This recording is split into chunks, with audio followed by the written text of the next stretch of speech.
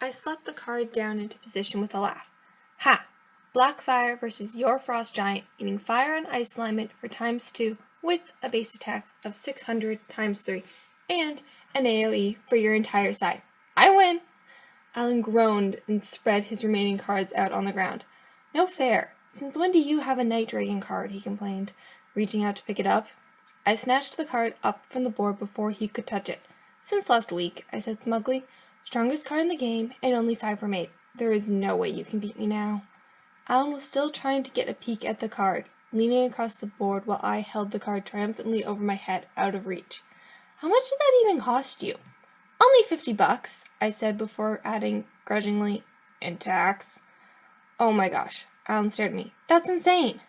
You would have done the same, I said, folding my arms defensively. Besides, now no one can beat me. It's perfect for the convention this weekend. Almost no one, he reminded me. I glared at him. Like anyone's going to have that card. I'm pretty sure it's just a myth.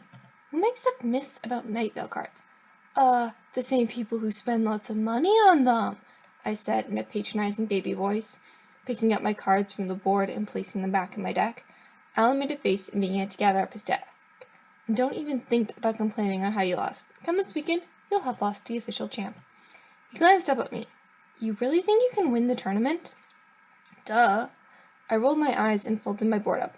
I've practically memorized every stat for every card. I always come up with great strategies, and with the Night Dragon, I've got a trump card in case I'm in a fix. There's no way I can lose. I uncrossed my legs and got to my feet, sliding the board onto the shelf. You do realize you'd be the first girl to win, right? Alan asked, as I turned the heater down, since technically we weren't supposed to be in the basement. That's kind of the idea, I told him as we headed upstairs. I sniffed at the air. Ugh, mommy cookies. Alan smiled, knowing I hated my mom's cookies while he scarfed them down like they were made of pure sugar or something. Imagine if someone found out you were Black Mage 19 from the website, too. I still can't believe you chose Grim Mage as your class. I mean, those are the bad guys. I shrugged, striding into the kitchen. I'm all for supporting the good guys, but the baddies get such cool powers. I had to take the opportunity when I could. You're always the good guy in the plotline, so what's the big deal? I don't think nerdom can take one of the strongest online players being a 16-year-old girl from a town so small it hardly exists on a map. Well, then nerdom clearly needs a new queen. I smirked at Alan, and I'm going to start my reign by wiping the floor with everyone this weekend. You're still not talking about that silly convention, are you? I turned around as my mom walked into the kitchen, picking up her apron from where she left it on the counter and tying it around her waist. I sighed. Yeah, I am. My mom was very good at keeping her face neutral as she pulled another batch of cookies from the oven. I'd have thought you'd have come to your senses by now and given up that childish thing. My jaw clenched. It's not childish, it's... I forced myself to take a deep breath. You know what? Forget it. I'm going to go to the convention this weekend. I've got my ticket, and you don't even have to drive me. Alan's taking his parents' car. Alan looked up. I am? He asked me through a mouthful of cookies. I gave him a look. Do you have a brain, or is it just your stomach right now? Sorry. He swallowed and looked guilty. I just like your mom's cookies. She's the only one who makes peanut butter and raisins. I tried not to gag as he reminded me what was in those. I didn't know where the recipe first originated. Maybe Poland or something. But it was certainly a nasty one for anyone with taste buds or non-alum metabolism. The guy ate like there was no tomorrow, and yet was as thin as a stick.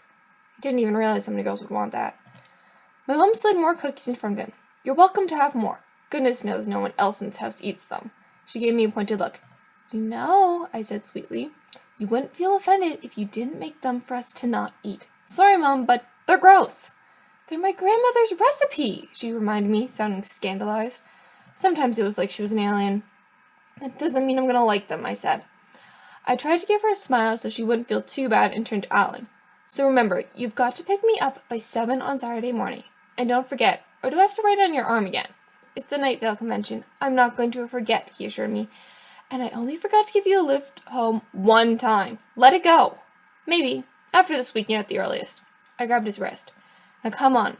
We should probably get that assignment done. Alan grabbed a few more cookies before I hurriedly started dragging him towards the staircase going up. You didn't do that first! I ignored my mom's outraged question and focused on moving up the stairs as quickly as possible. So maybe Nightvale was a little higher on my list of priorities than an English assignment. I cared about it a lot more than Shakespeare's Merchant of Venice.